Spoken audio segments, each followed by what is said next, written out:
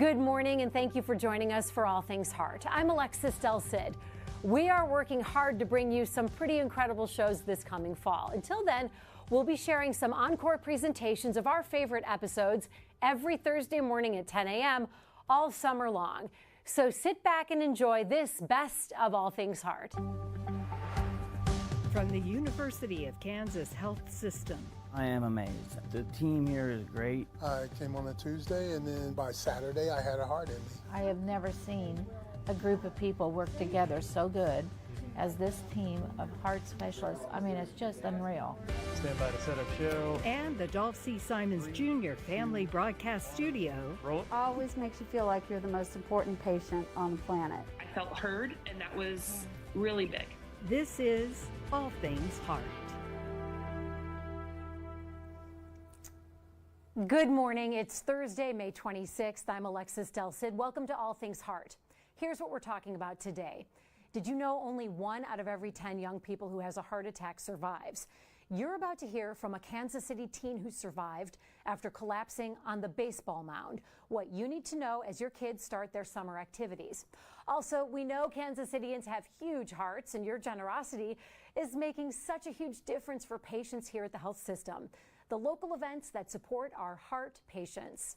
And it might be summer vacation, but we're staying right here where you can watch us and the exciting shows we're already working on for you for the fall.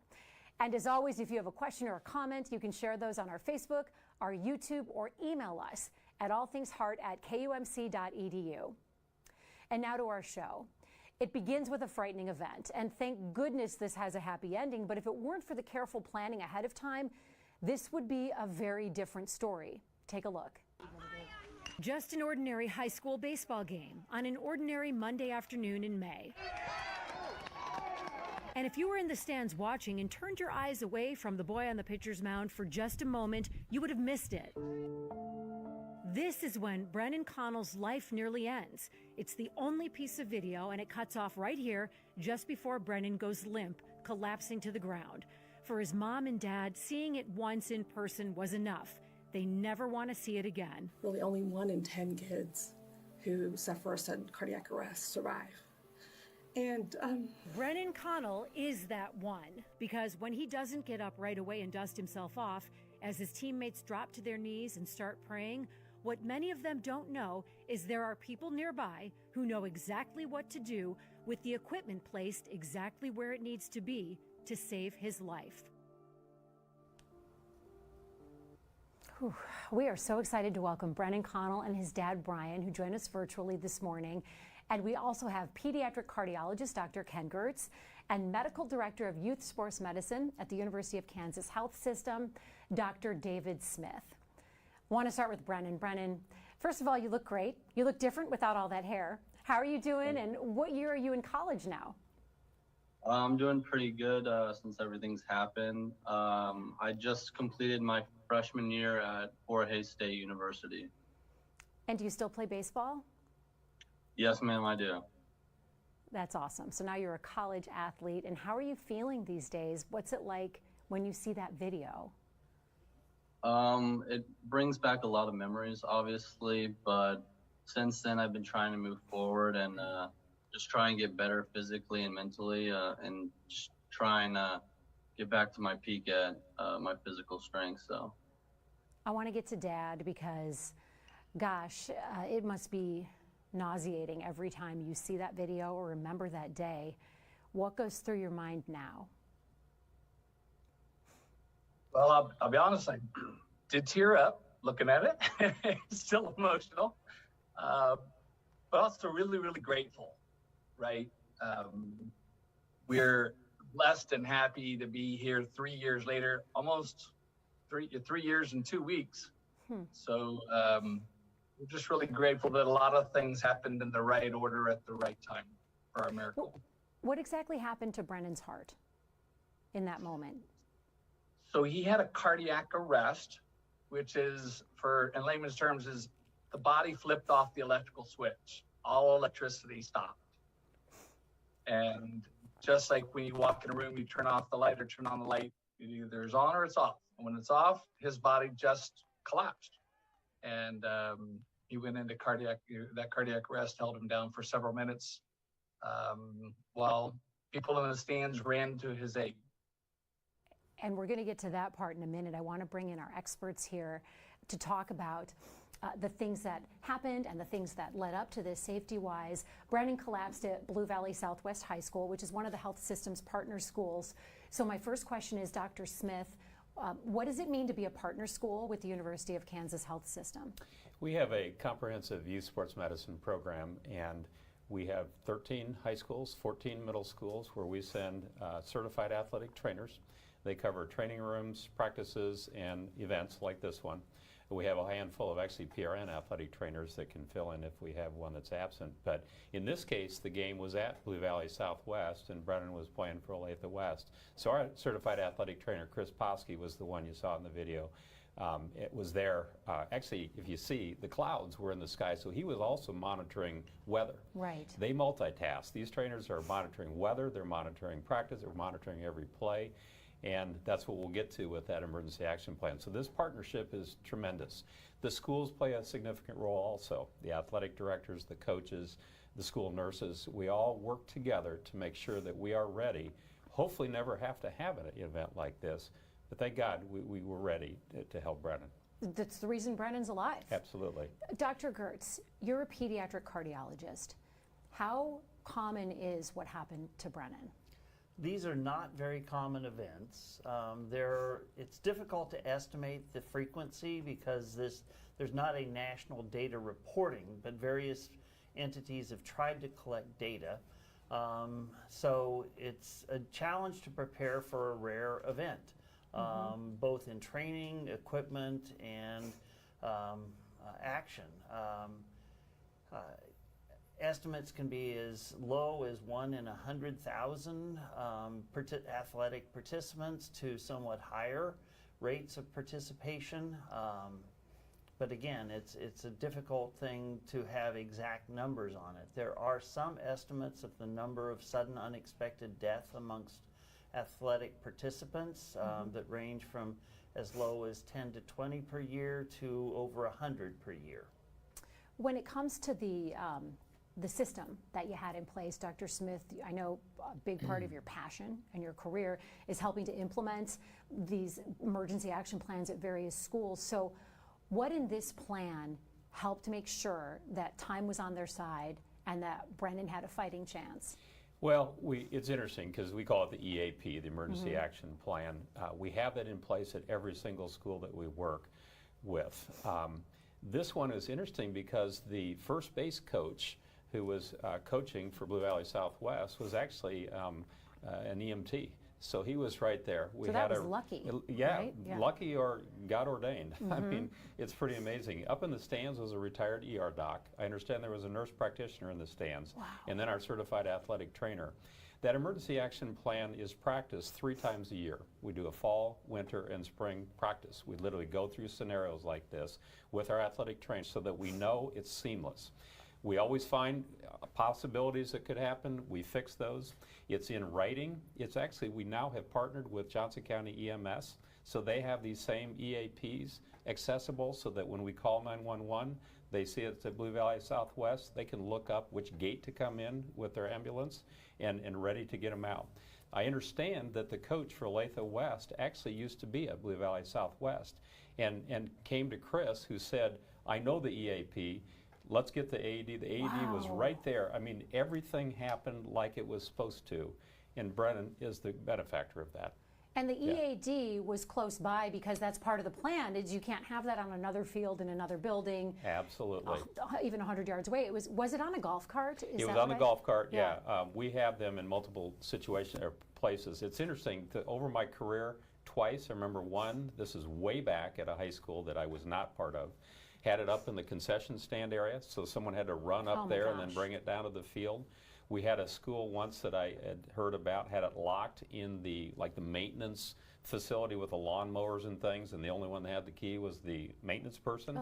That AED is worthless. We need to have them accessible, and Ken can report to that, how how quickly you need to get electricity on the heart in order to restart. And Brian, I like what you said, the lights went off. Yeah. Well, we just needed someone to flip the switch, and we had that electrician available. Well, Dr. Gertz, let's talk about that. How quickly does that device need to be implemented?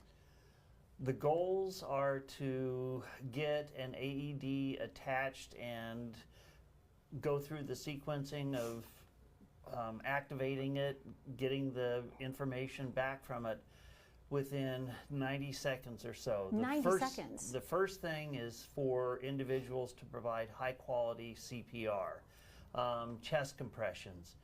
So responding, the American Heart Association for lay CPR is doing chest compressions, high quality chest compressions at 120 compressions per minute.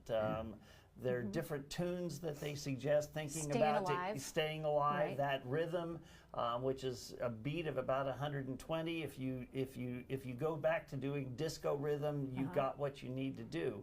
But providing that initially, don't worry about air or ventilation or things like that. Just do high quality chest compressions until the AED is there, and then go through the sequencing at the AED. But the sooner it's on the chest, the sooner it's getting you the data and information you need, the better your chances of having a good outcome. I want to bring Brennan back in. Brennan, you said that when you see that story, it brings back a lot of memories. For you, what's the last thing that you remember of that day? It comes in flashes, but I mostly remember parts of pitching and like parts of the game. But up until like that whole time, it's all blurry, it seems, at this point now. So you remember pitching, then there's probably a black space in your mind. What's the next thing you remember? Waking up in a hospital, in the ambulance? Next, I had more flashes of consciousness on the stretcher, getting stretched out, waking up in the hospital, the ambulance rides, everything along the way, pretty much to the last hospital I ended up, Children's Mercy. And then Brian, you're in the stands just watching your boy pitch at a regular game. You see him go down. What do you do? Well, as interesting as one of the doctors had mentioned, they were watching the weather. I was actually sitting behind home plate with the GoPro, and I could hear the athletic directors and Chris Potsky talking about, well, the storms are coming in. We'll call the game when it gets within 9 miles, right? So initially, I thought it was lightning that hit him, to be honest. But as soon as he went down, I stood up and yelled, "Medic!" And I ran out to the field.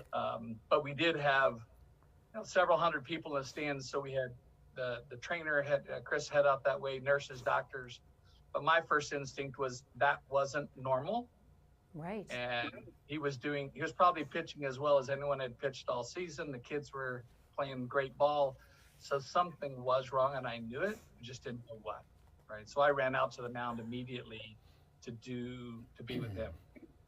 You've talked about how grateful you are that whether it be an act of God, as Dr. Smith was saying, or just luck, that there were fans in the stands and one coaching first base that just happened to be there who knew CPR, who were able to spring into action. Can you talk about that? Yeah, that was probably, we always call it the first miracle that it happened at that field at that time, because there were nurses, doctors, former ER folks who had not been to games yet. Our coach, Coach Sabbath, was their head coach. At that field, he knew the AED was in the gator next to their dugout, right? Having trainers there. So within 30, 45 seconds, it had realized it was cardiac arrest. They were cutting open his jersey. Coach Sabbath actually physically himself ran to the gator to grab the AED, even though it hadn't been asked for yet, but he just, you plan the EAP. And as soon as they said, they started CPR, which Dr. Gertz mentioned, the body carries a lot of oxygen. So just get that going right away. When the nurse that was pretty much taking control said, I need the AED, it was literally right there. And they applied it, listened to the machine, followed the directions on the machine. In the first pump, he gained a little bit of consciousness, so they didn't actually have to use it more than once. But that was 3.5 minutes maybe without an electrical pulse. So while they were working on his body until the actual shock, I held his head and talked to him. Wow. Hearing you talk, in addition to all the layers of emotion, it's so important to think about this. Is we're talking in seconds. You mentioned 90 seconds. Brian mentioned 45 seconds. And the reason this was able to happen so quickly and meet those standards was because you had an emergency action plan in place and that AED was there. And every parent watching this is going to want to make sure that their school or their camp has these same safeguards, even if they're not blessed enough to be a partner school, which we'll get to how that works in a minute. But in this case, it came down to people who knew CPR, having that AED right there because of that partnership between the University of Kansas Health System and the school where this happened. We are blessed to have an athletic trainer on staff every day, all day.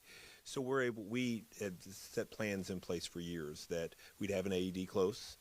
We have multiple AEDs all throughout our building, even in our outside. And then Chris has said from day one, I'm going to have an AED in my cart so that it's seconds away. I've worked really closely with the administrators at Blue Valley Southwest to make sure that we have that AED close. We have some very far fields from our main campus, and to have to run all the way to campus from the baseball field, it's going to take a long time for somebody to get there and back with that AED. So that was the principal of Blue Valley Southwest High School and the athletic trainer that we've been talking about, Chris Poski. The AED in this case was very close to the field as the plan mandates. It was on a golf cart. I want to open it up to community questions in just a second. And my question would be, how do you get your school to be a partner school? Because this can't be for everyone. I would imagine it's funding, and what are the factors that go into place? Obviously we look to where we can be of assistance. We're a program that's fairly large. Obviously we only cover currently the Kansas side, but we have looked at Missouri side. I sit on the Sports Medicine Advisory Committee for the Kansas State High School Athletic Association. We talk about this statewide and what schools have access to. We push hard that athletic trainers need to be part of their staff. And of course, the mandate, as some of the coaches might know, is they have to be updated on their CPR. So they're going through this also and know, like that coach reacted quickly, I know we need an AED. And if we don't practice that and work with these schools, we would love to be part of every school everywhere. But obviously resources is an issue. And some people think, well, we just choose these schools because we're going to make money. That's not the truth. We try to do everything we can. And even reaching out to schools that maybe don't have this, how can we be a resource for them? Even if we can't be on the field, how can we help them develop an emergency action plan? Because a lot of schools don't have that in place, and they should. And we have some questions from our community directed specifically to Dr. Gertz and Dr. Smith about what questions parents can ask to try to get a similar plan. However, our first community question comes from Gloria, and Brennan, it's for you. Gloria wants to know if you were afraid to start playing sports again, and how long did you have to wait between what we saw on the baseball field and playing sports again? Yeah, so obviously it was a little intimidating getting back into everything. But the first sport I actually got back into was basketball. So I got into basketball that next winter, and obviously it was a little scary with like all the contact and stuff. But I was fortunate enough to have like protective shirts to protect the center of my chest, and then my ICD on my side. So I was pretty well prepared getting back in, and I had been working out and building up strength and speed to play sports again. But it took about I'd say six to 8 months for me to get back into sports. I mean, it made me happy, so I knew that was something I wanted to get back into. Brian, I've got to ask the follow-up from parent to parent. How long did it take you to feel comfortable watching your son play sports again? I wanted it immediately. Oh, interesting. How come? He wanted it immediately. A lot of what motivates persons to heal is what drives them. And he was a varsity soccer player, varsity baseball player, varsity basketball player. Sports motivated him. He wanted to get out of that hospital to his teammates. And when your child wants that, you want that, but you also ask the questions. Is he safe? Do we have the right materials? Is he protected? Is he ready to go? And we worked with cardiologists and local staff to ensure they had signed off on it, right? That all his injuries had healed. And when they gave the green light, he was out throwing the baseball. And when they gave the trainers and the schools and the doctors gave the green light with protective devices, he had padded shirts like G-Form has them across the heart and stuff. I said, he can play if, and so we got those. And the first time he got knocked down on a layup and he ended up on the ground, yes, you take a gulp and you say, oh, he bounced up. All right, good. But I think it was easier for us as his parents because we know his love for his athletics and his teammates. I think a lot of other families were more worried for us than we were for him. Marie has a question for the doctors. Marie would like to know, would Brennan have died if that AED was not on that golf cart so close? Who wants to take that one? I'll start since Okay. I'm not the expert that Ken is on the heart, but I would say we just don't know. I mean, he may have been fortunate had the AED been brought a few minutes later, or they may have saved his life, but he could have had some permanent damage to his brain. We just don't know, and I'm glad we don't have to think what if. And I hope that in every situation like this, we have exactly the same type of scenario, but sometimes it's just not going to happen. Dr. Gertz. Most of the data for out-of-hospital arrests show that if you don't get defibrillation or an AED applied within 3 to 5 minutes, your outcomes are not good. Wow. Either not surviving at all or surviving with often devastating neurologic injury. No matter how good the quality of CPR is, at some point, and that's somewhere in the 3 to 5 minute range, CPR by itself is not sufficient. There are rare exceptions to that, but we don't want to act on those rare exceptions. So 3 to 5 minutes is kind of the window we've got to respond quickly, appropriately, and efficiently. This is my question as a community member. Are AEDs expensive? What would prevent a school from having 5 or 6 nearby every activity at all times?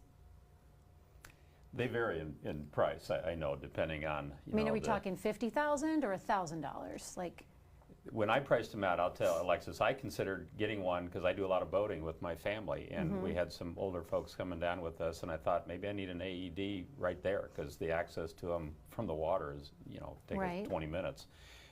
And so I priced out some that were about $5,000 to $10,000, which is a lot of money. It was a good one. It was actually a time when my dad was also coming down to the lake, and his heart was good, but I never know what could happen. Sure. Now I'm getting in that age group, and I'm wondering what might happen if but it something happened to happens to Brennan, me. so it You doesn't never mean know. age. Yeah. In fact, I encourage people, if they work out at health clubs, make sure they have an AED, that it's charged up. They have an emergency action plan there.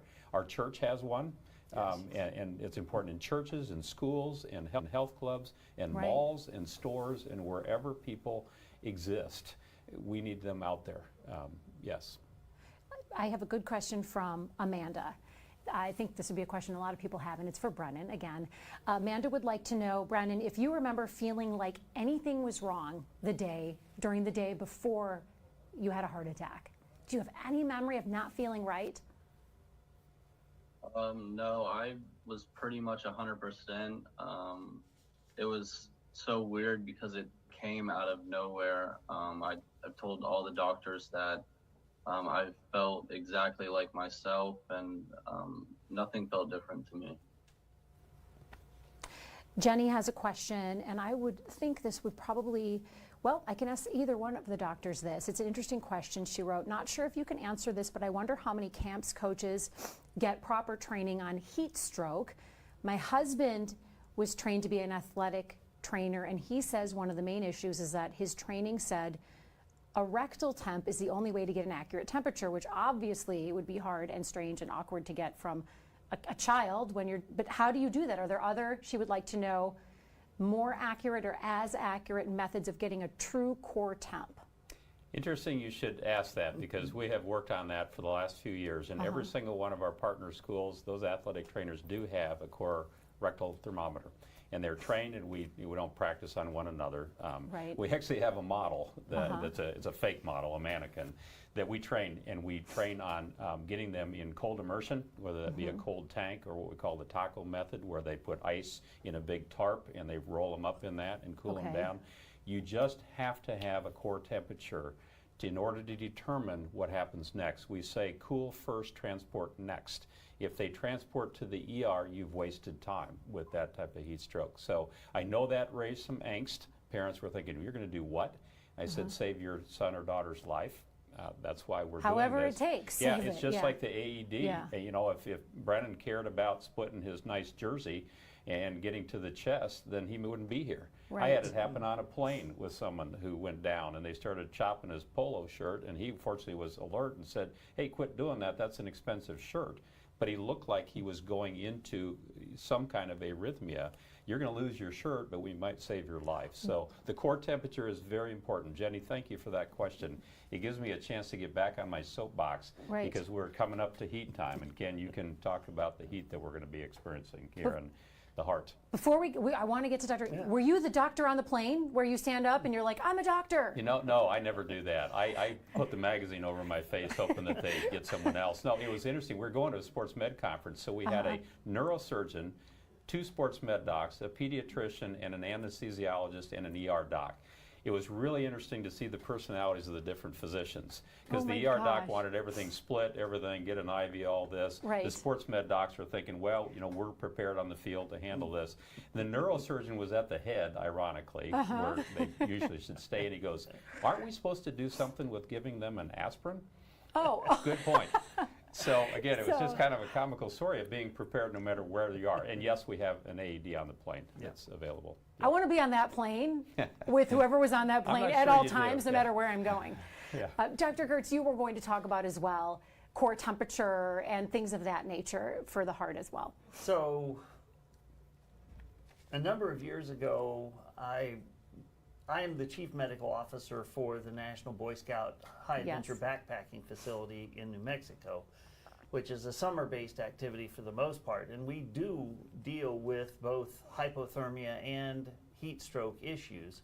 It's interesting, you're in the mountains, your temperature can change, you can have a storm, you can go from worrying about heat exhaustion and heat stroke to hypothermia in a course of hours. I attended a course called Wilderness First Responder course, which from a medical standpoint wasn't all that enlightening, but from a practical treatment standpoint was very interesting. And one of the things they recommended for use for core temperature is indoor-outdoor thermometers that have a long cord and a wick. They actually use that as a surrogate for medical device for core temperatures, and you can either slide it down the gut or up from the bottom, but it gives you a core temperature, and it's not a high expensive item to have. So if there is an environment, if you're worried about that with your kids' participation in sports, that's one of the things that is available. I think one of the concepts we have to think about is you both cold adapt and heat adapt. And with the fluctuations in temperatures we've seen in Kansas City here recently, where, you know, for the last several days it's been in the 60s, and this weekend it's going to be in the 80s, and it's going to be humid. It takes at least a couple of weeks to heat adapt. So if people start thinking, hey, I've been exercising, I'm in good shape, and you try to do the same thing when your temperature goes up by 20 degrees or 30 degrees, you may not be ready for that level of physical activity. Right. So it's important to pay attention to the changes in temperature over time and what it takes to actually be prepared for activity. I have a question from Kim Moore Beasley. And Kim, we're actually going to get your answer in just a few minutes, but her question is training available on the AED? Yes, we will tell you in just a few moments where you can get trained on the AED and how to use that. I also have a question from Marie. She writes, my son is in marching band and I worry about his heart on hot days because they're in full uniform some days. Can I ask the school to have a defibrillator on hand? Is that something schools will accommodate? Do you know? Yeah, well, they should have an AED at every close by. I will point out that question is very good. Your son needs to heat acclimate, which is what Dr. Gertz just talked about, so they should not be out in full uniform. In fact, Kansas State High School Athletic Association has guidelines. This year, what's interesting, we will be using wet bulb globe temperatures, which is a measure of not just the ambient temperature, but humidity, looking at a much better real value as to when to hold practices, when to have limited practices, when to have light clothing. That's all important. And the cool thing, the National Federation of High School Athletic Association, there's some way they got this grant. Every school in the state of Kansas, high school and middle school, will get a free wet bulb thermometer.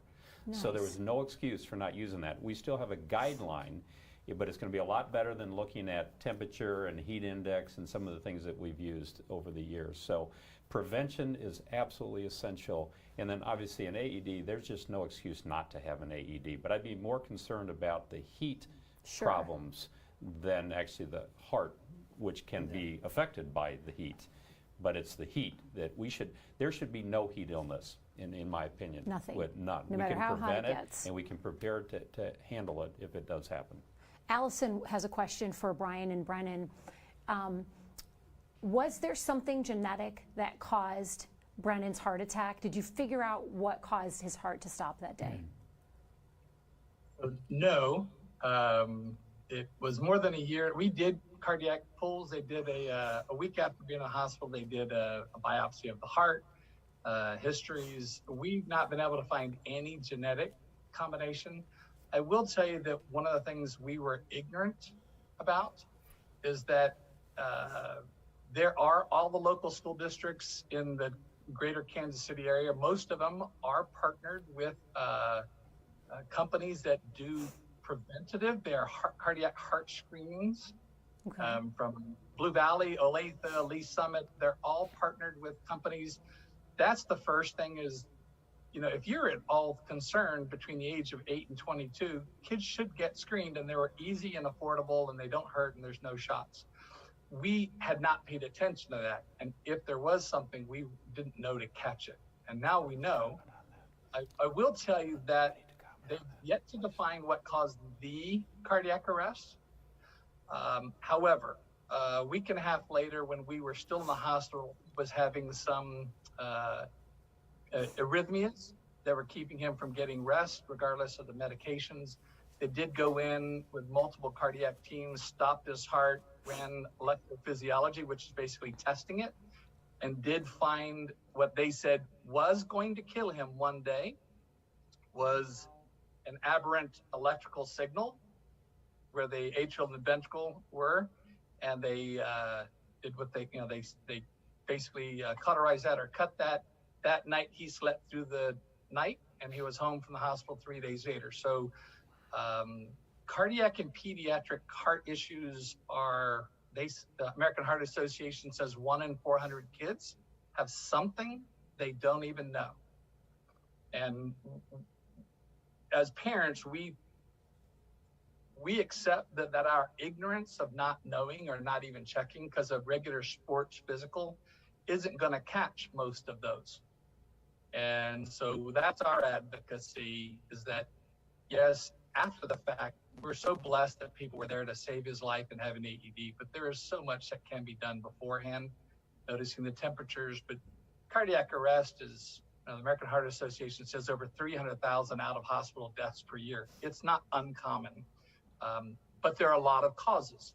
So you have to be aware of weather and thickening of the heart, viruses, you know, with the COVID things these days. You just got to be more aware and get checked beforehand so that you don't have to wait for the AED. Go on. No, I mean, we bought our own AED just by the way. So Dr. Smith mentioned. Yeah.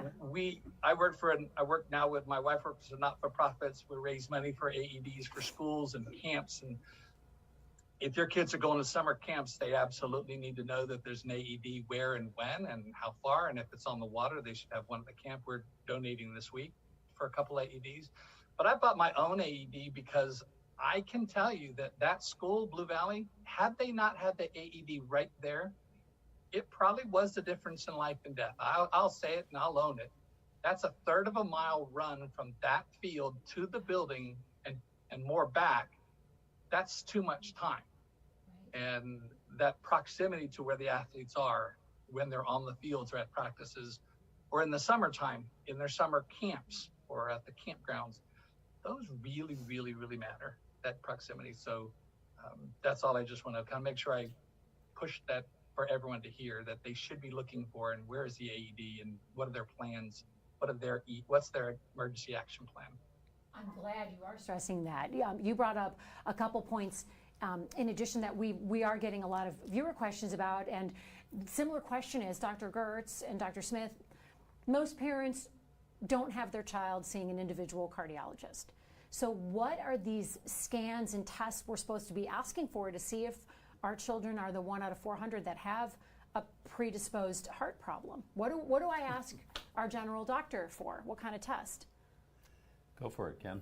It's a challenging question because I am aware, and I have worked at points with one of the companies referenced. I'm not going to use names because I don't think we're in the business of promoting an individual company.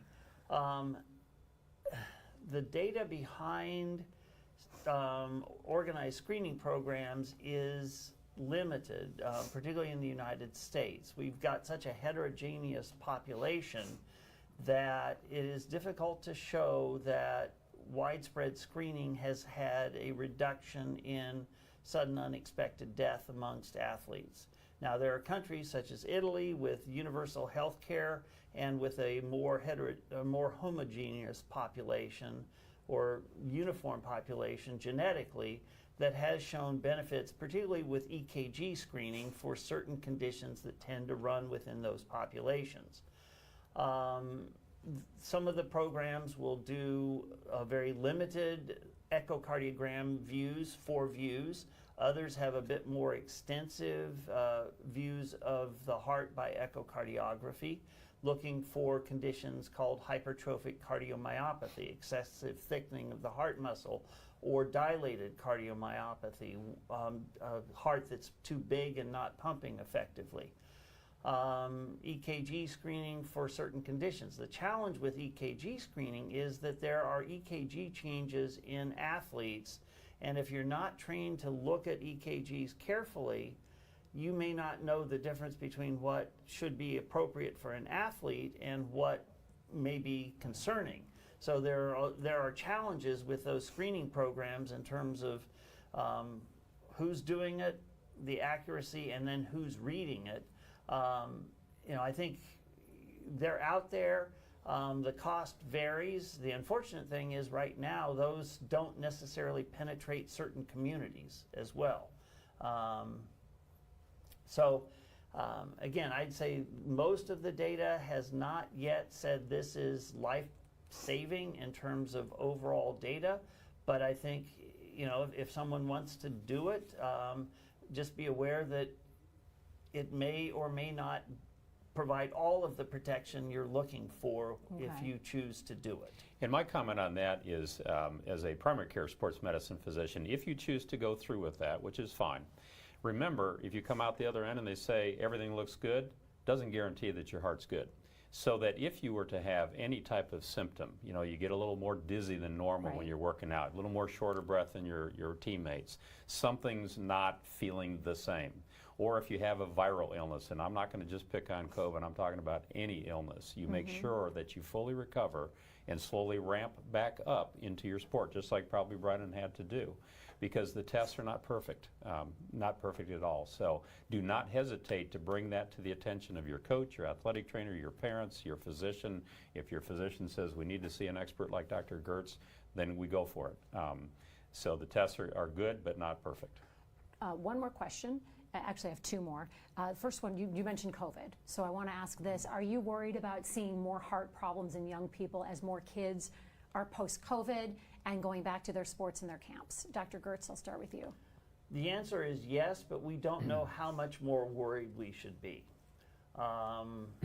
It seems as though it is relatively rare for there to be significant post-COVID complications in healthy adolescents, but it's not unheard of. And so I think what Dr. Smith described, paying attention to symptoms after the illness. Are there things that are unusual? Do you feel more short of breath after activity? Does it feel like your heart's racing faster after physical activity? Do you have lightheadedness? Do you have nausea? Do you have weakness? Do you have unusual things that may say that there is something beyond the norm? You know, one of the things I would advocate for in terms of trying to screen for risk is really know your family history. Now, certain conditions are not evident by family history, but others are. And we find when I interview parents and children, a lot don't necessarily know the details of their family history to know what happened to for the child, the great uncle or the uncle, grandparents and so forth. They may have died of something, but they don't know the details of it. And that can be important to guide me when I'm seeing a child for risk and screening. What might be going on? What do we need to pay attention to? There's a parent watching right now, can guarantee it, that doesn't have this amazing partnership at their kid's school. So they're going to go to the PTA meeting or the school board or what have you. What are the top two things, Dr. Smith, that parent needs to march right in and ask for that would keep their kid as safe as possible if they had to ask for two things? Yeah, two things. First of all, remember, the school should also be a partner with us on providing the health, what is necessary to provide the health and safety of the athlete. So they might ask, number one, just ask, do you have an emergency action plan? They may not have an athletic trainer, but do they have an emergency action plan for everything? The drama team, the band, the football players, the fields that are far away, where the cheerleaders. You know, you could even go to the bowling. Heavens, things could happen at the bowling alley. So is there an emergency action plan? If they say no, then say, at what date will you have that implemented? I mean, you want an endpoint. Right. I want it done in a month. You pull it together. We'll help share our emergency action plan if we can, you know, do that for people. Right. And even the state of Kansas through our Kansas State High School Athletics Association. Number two would be somehow, you know, there's always that, well, we don't have the resources. It's going to cost money. Well, listen to what Brian just said. They have started an outstanding not-for-profit. Thank you for doing that. It's great. If we have to access those kind of programs to help a school out, let's work together in this city to do that and set the example for the nation on what we need to be doing. So those would be my two major things. If they give you pushback, then I say you find some others to go to the next meeting and let's hold it again and see what can be done. Absolutely. Because lives are at stake. Absolutely. Yep. Along those lines, if you want to learn CPR, and this was a question that we have gotten in our discussion, it is easy to get certified.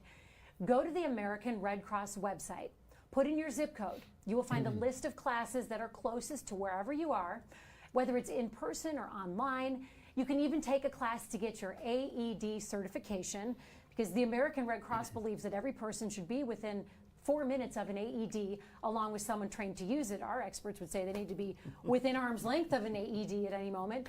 It could be you that uses it or you who needs it. So we've posted a link to find the classes in our comment section below. Go there, sign up, learn CPR. And now we want to get to your final thoughts from today. I want to start with Dad. Brian, what are your final thoughts today? We're lucky.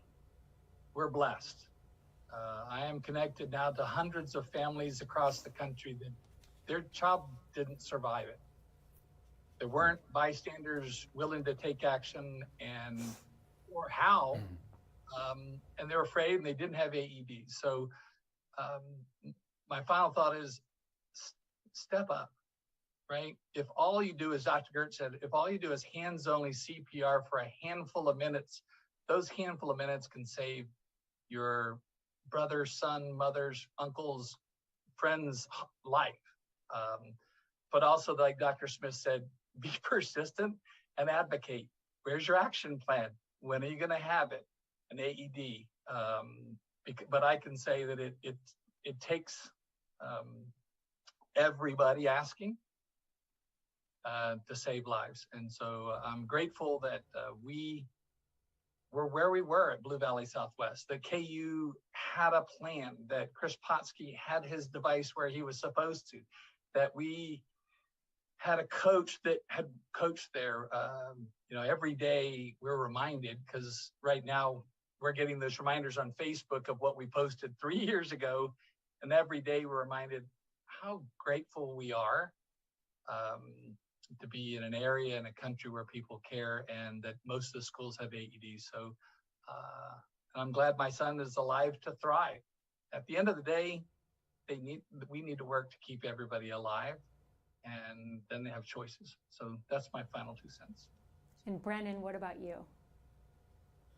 I'm just fortunate to be here today and have the ability to share my story and be able to reach out to some of the other student athletes as well who have gone through something similar or something maybe even a little different, and then talk to them and kind of figure out like how we both move forward and just figure out how to live better and just keep moving on. And that's what I've been doing, and just keep getting bigger and stronger, and just try and work on getting better every single day.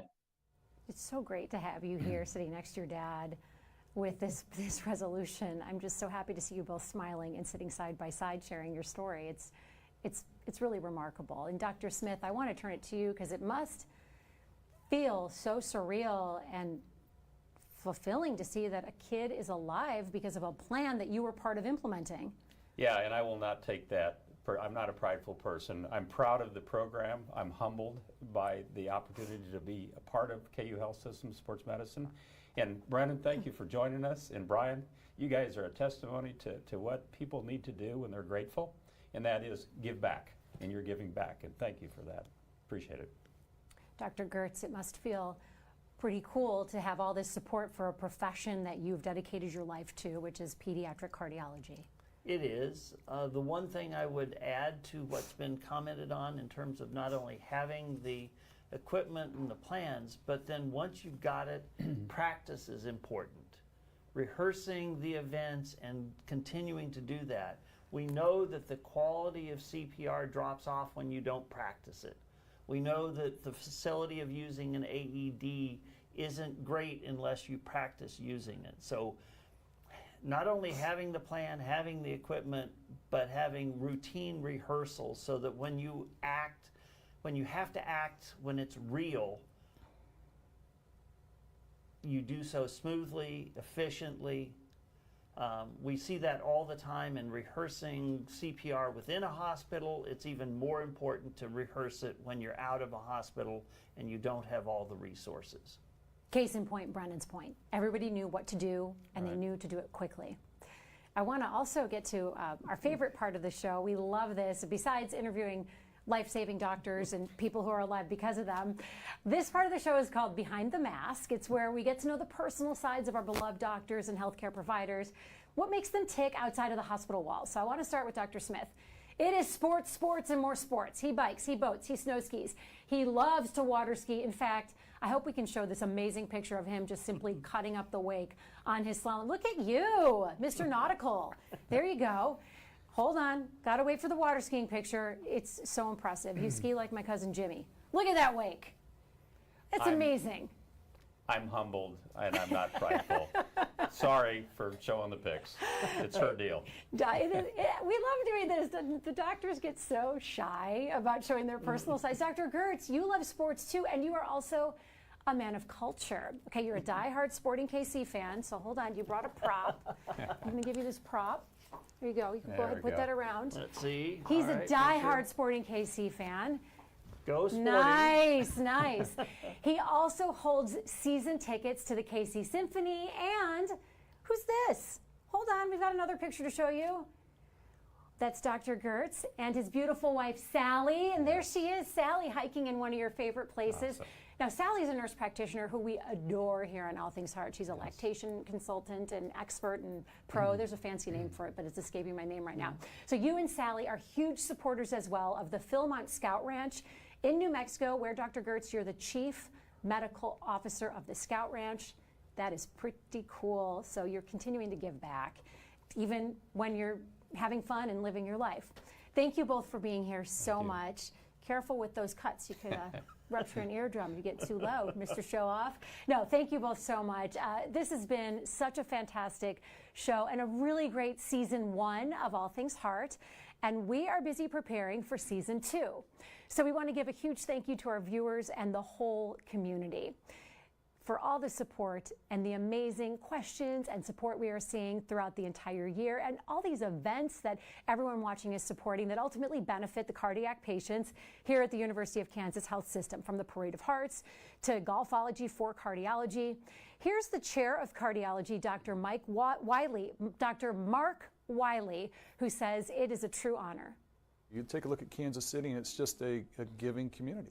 I mean, so Kansas City is different than a lot of other cities, I think, because, you know, it's a true Midwest city. Everybody supports the community. I think a lot of these initiatives are all really for the greater good and to help build programs that are helping the community and people. And it feels great to be a beneficiary of that. Dr. Mark Wiley, we couldn't have said it better ourselves. And if you haven't had a chance to check out the Parade of Hearts, you still have time, even more time, because it's been extended until June 10th, so you can check out all those beautiful hearts. Thank you so much for being with us today, and thank you all season long for the first season of All Things Heart.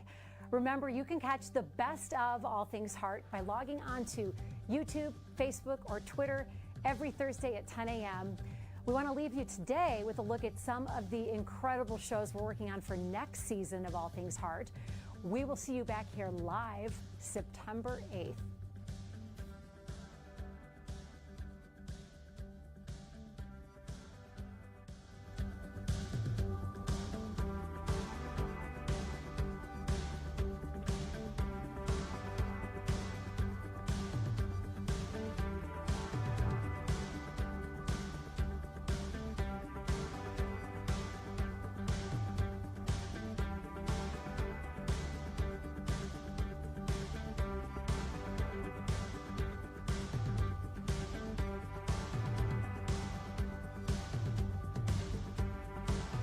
Thank you so much for joining us this morning for this Best of All Things Heart. We love sharing these important stories with all of you. So remember, you can always email us at allthingsheart@kumc.edu, or you can reach out to us on Facebook, Twitter, and on YouTube. We will be back with live shows focused on all things heart every Thursday morning starting September 8th. Go out and make it a great day.